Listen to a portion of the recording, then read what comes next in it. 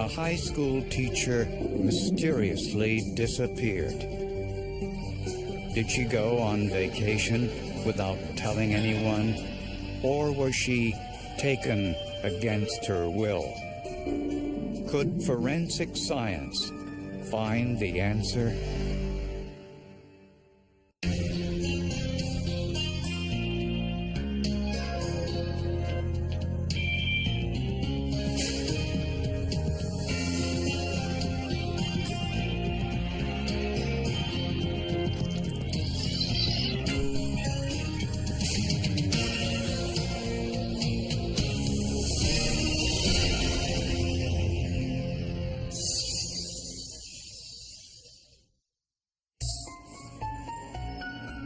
Not all students do well in traditional schools.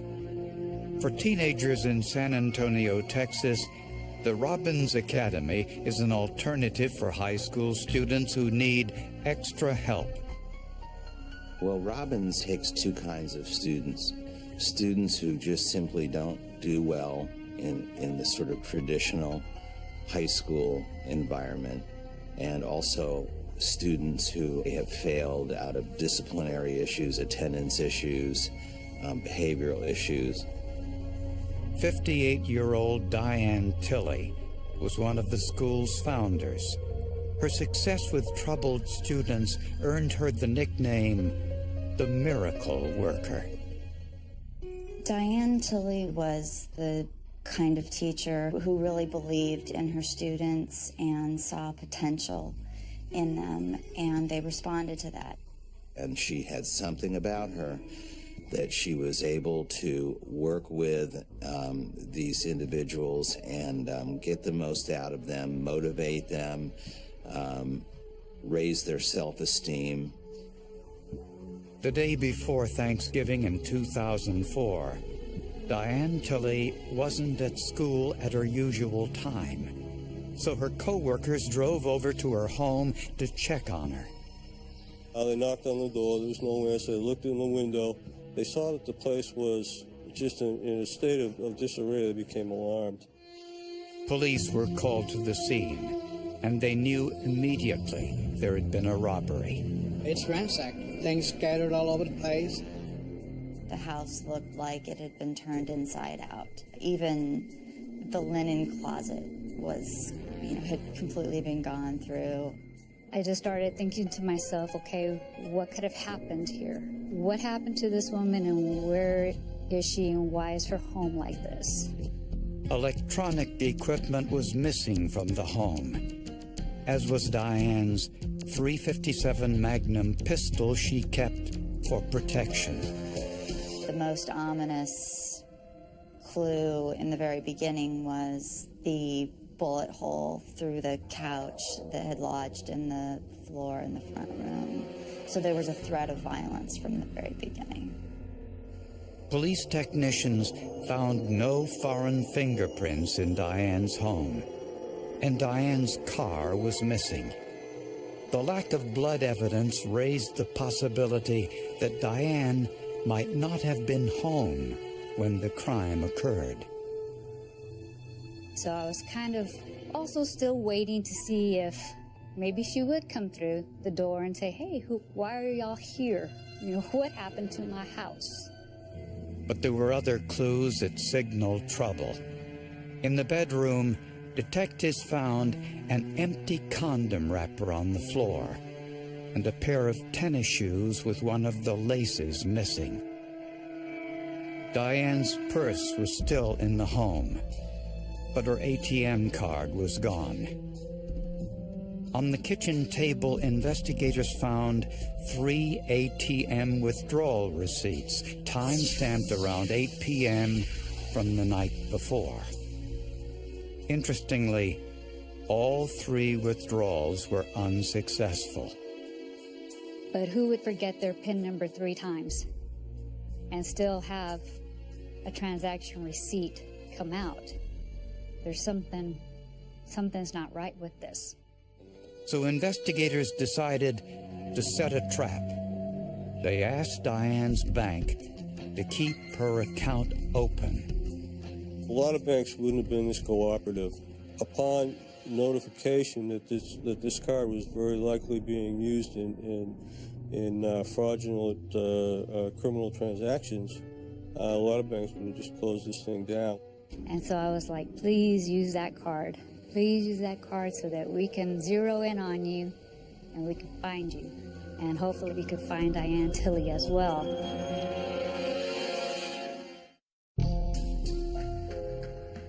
The disappearance of Diane Tilley made headlines in San Antonio, Texas. She had helped many students with learning problems and in the process made many friends. Most students don't talk to their teachers about their personal problems, but almost all the students talk to her about theirs. Diane was a divorced mother of 2 grown children. She lived alone, which explained why no one seemed to know where she was. Investigators spoke to her boyfriend, a municipal court judge who lived in Dallas, 300 miles away.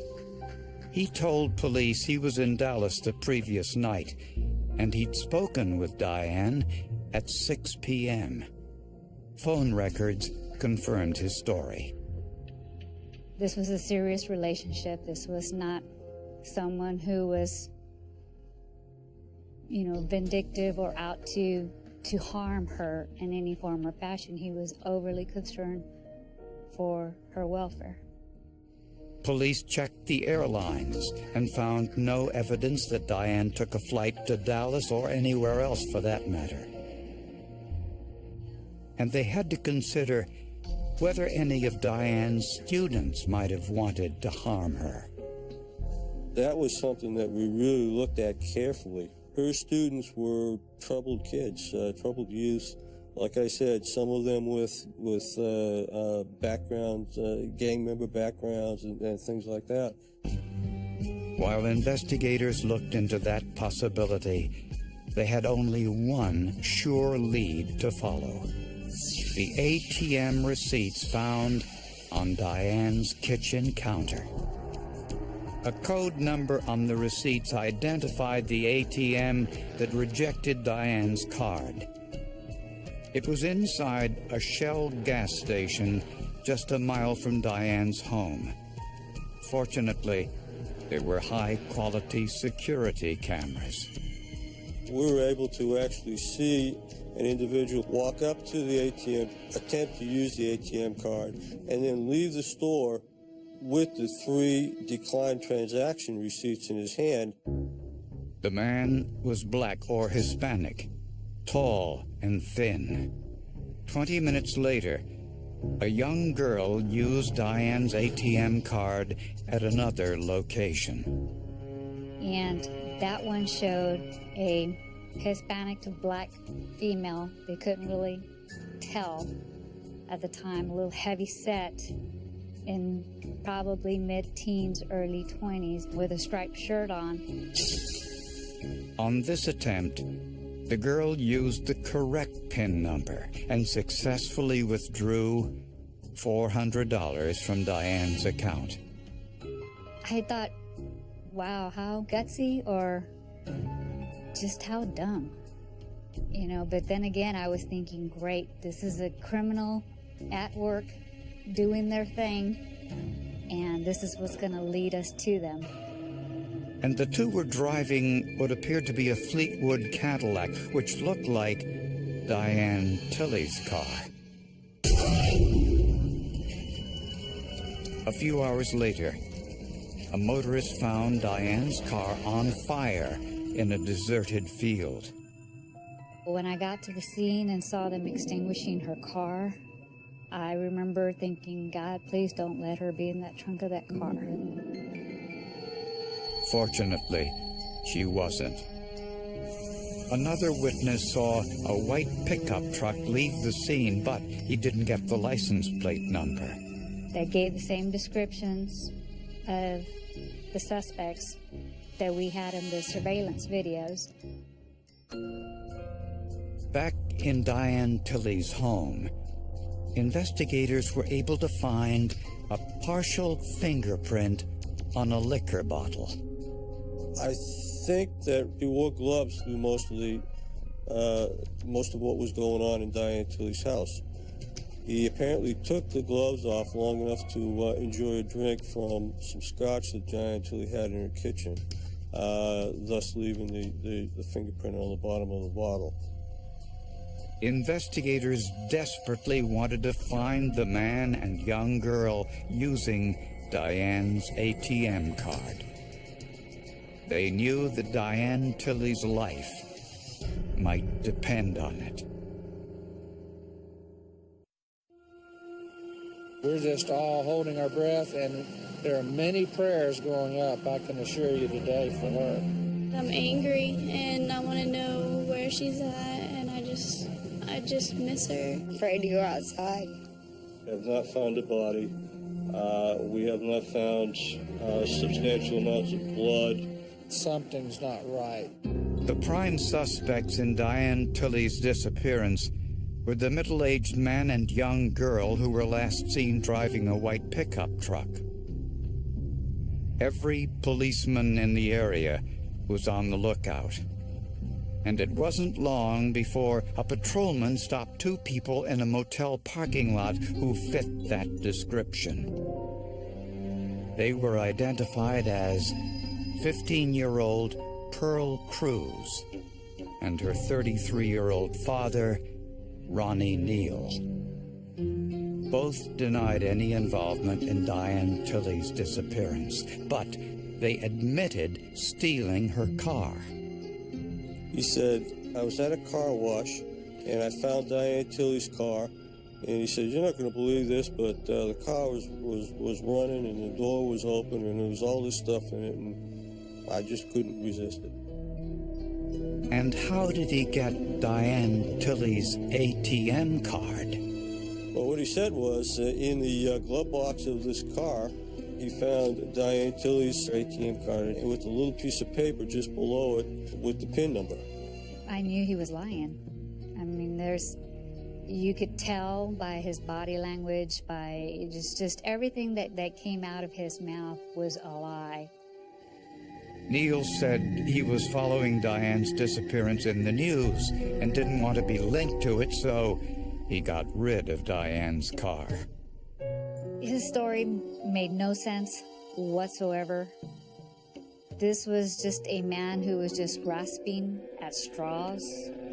A background check revealed Ronnie Neal had multiple convictions for robbery and had recently been released from prison for a weapons violation. And police discovered a link between Diane Tilley and Ronnie Neal. Ronnie met Diane first through his lawn mowing business. Diane had apparently hired him to do some work in her yard. Ronnie Neal's fingerprint matched the partial print found on the liquor bottle in Diane's home. And a check of Neal's cell phone records indicate he called his ex-wife on the night of Diane Tilley's abduction. He gets on his cell phone, he calls Elisa Stanley, Pearl Cruz's mother, and we actually have this cell phone bouncing off a tower. The area was about 15 miles from Diane Tilley's home, an area encompassing hundreds, if not thousands, of acres. It did, however, lead to speculation. I believe he was standing over the body of Diane Tilley when he called Elisa Stanley. When questioned, Elisa Stanley confirmed the call, but claimed she knew nothing about Diane's abduction. According to Miss Stanley, Neal told her he came into some money and asked her to go shopping. Despite this evidence, Ronnie Neal refused to cooperate. So police focused on his daughter, Pearl. She too refused to cooperate, at least initially. I recall being very angry with Pearl Ann over what happened with Diane Tilley and telling her that there wasn't a day that was going to go by that she wasn't going to think about this. And after 10 days in custody, Pearl led police to Diane's body. It was the area where Ronnie Neal made his cell phone call, a deserted field under a pile of brush 15 miles from Diane's home. Although the body was badly decomposed, it was clear that she'd been shot several times. Her hands were bound with a dark blue polyester shoelace that looked like the missing shoelace from Diane's tennis shoes. Both laces had the same tiny specks, delustering agents added to synthetic fibers to reduce the shine. And there were other similarities. The plastic pieces on the end of the shoelaces are called aglets. The aglets were the same size and the same color on both shoelaces. Dental records confirmed the body was Diane Tilley. Everybody had a tremendous emotional reaction. It was very, very depressing. It really was. It was very sad. There seemed to be no good at all to take out of this story, no good that could come out of it. Inside Neal's motel room, investigators found Diane's .357 handgun, her luggage, and electronic equipment. The bullets recovered from Diane's body were badly damaged, but the bottom part was relatively intact. I didn't have the whole bullet, but that at least had the entire circumference of the base that I could examine. Ballistic experts could discern the lands and grooves on the bottom of the fatal bullets.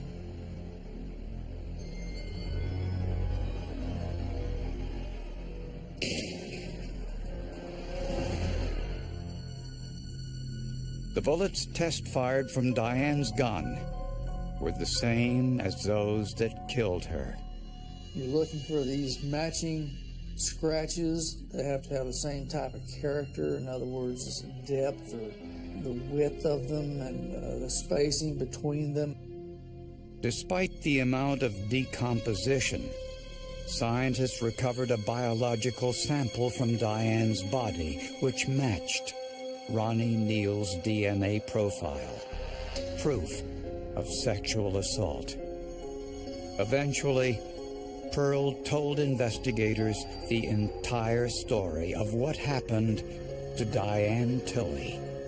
One very difficult to believe.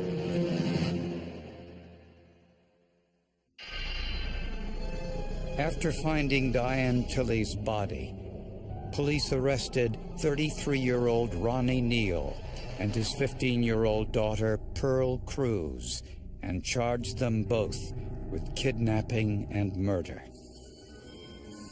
Investigators discovered that Ronnie Neal had done some landscaping work for Diane, and she even gave him a swing set she no longer needed.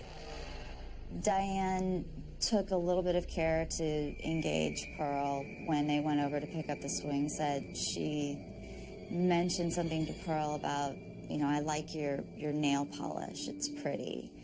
And I think she asked Pearl where she went to school. Pearl Cruz told investigators that she and her father planned almost from the start to rob Diane. Well, it's a very disturbing story. It's disturbing on many levels. It's not an easy story to digest at all.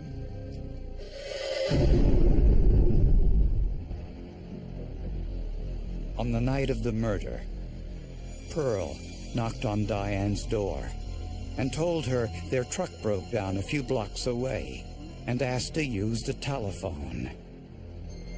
Once inside, Pearl pulled a gun.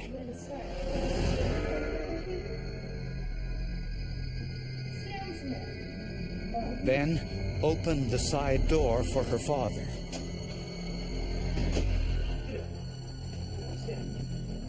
Neil tied Diane's hands with a shoelace from one of her tennis shoes, then stole her gun and ATM card. Neil took a drink of scotch, leaving his partial print on the bottom of the bottle, then asked Diane for the PIN number for her ATM card. While Pearl guarded Diane, Neil went to the ATM to withdraw money from Diane's account. That's when he discovered Diane had given him the wrong number.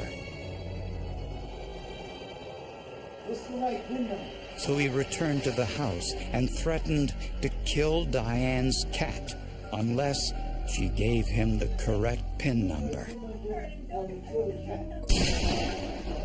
At some point, Neil fired a warning shot into the sofa.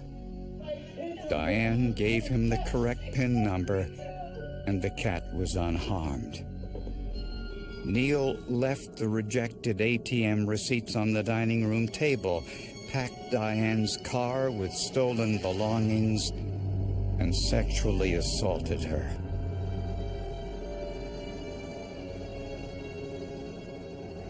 Then all three people, Ronnie, Pearl, and Diane, drove away in her car.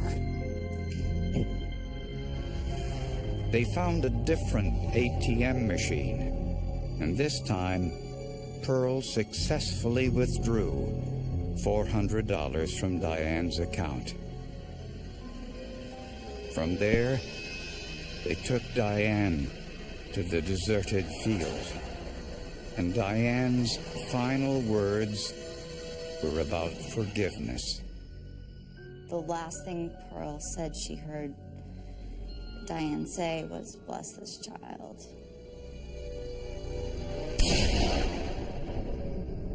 According to cell phone records, Neil stood over Diane's body and called Pearl's mother, telling her he had recently come into some money and suggested they all go shopping. Later, Neil ditched Diane's car and set it on fire, thinking they had destroyed all the forensic evidence. But they still left plenty behind. If Ronnie Neal is not executed by the state, then it will really be a travesty. We, the jury, find the defendant, Ronnie Joe Neal, guilty of capital murder. In April of 2006, Ronnie Neal was tried and convicted of capital murder and sentenced to death by lethal injection. Pearl's life was spared in exchange for her testimony. She was sentenced to 30 years in prison. If you're looking for a teenager who's going to get right while incarcerated, I'm afraid you're going to have to wait in Pearl's case. She's a deeply disturbed and abused individual.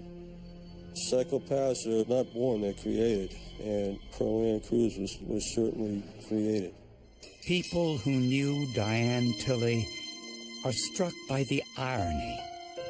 Pearl was exactly the type of child Diane devoted her life to.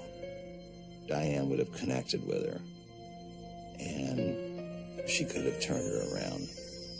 In the end, Pearl Cruz's eyewitness testimony helped, but investigators say they could have gotten a conviction without it.